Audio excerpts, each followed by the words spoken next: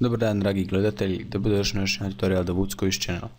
Evo, sigurno ste se pitali, sigurno ste slušali muziku na YouTube, sigurno ste se pitali kako to staviti, kako da vi imate dosta pogleda kao što na ovom Sinan Sakićevoj pjesmi ima 4,5 miliona.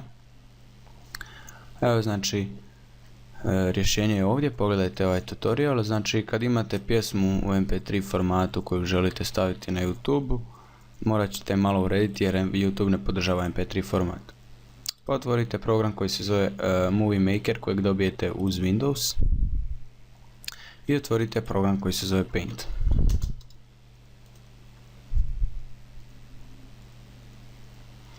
U Paintu želimo napraviti ovu sliku koja je ovdje na pozadini, pa ćemo jednostavno samo dodati tekst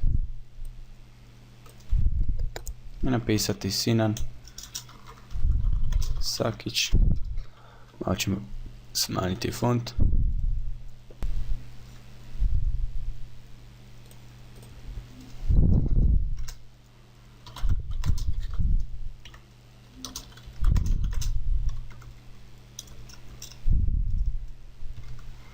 I stavit ćemo ovo malo po sredini. Evo, znači sad jednostavno samo sprejimo ovu sliku.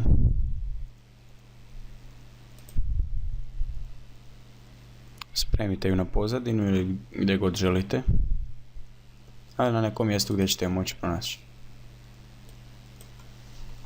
Sinan Sakić.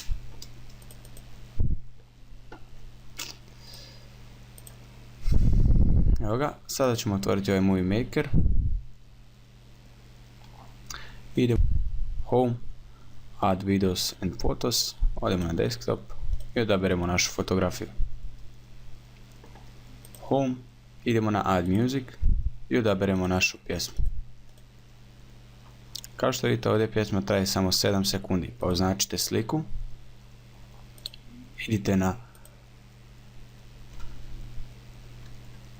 na Project i Fit to Music. Kao što vidite, slika je se povećala i traje pjesma 3 minuta 19 sekundi kao što je.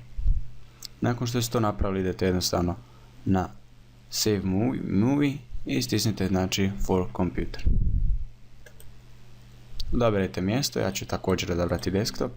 Napisat ću Sinan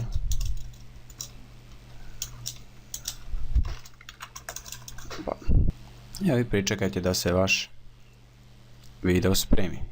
Može potrajati nekoliko minuta. Evo, ja ću pauzirati video.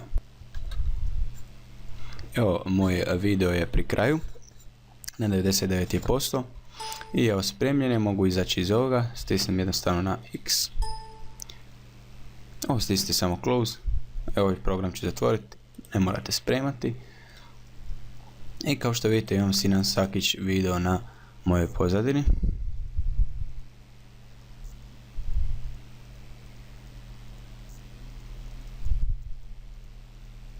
Kao što vidite, kad ga otvorim, znači pjesma je normalna.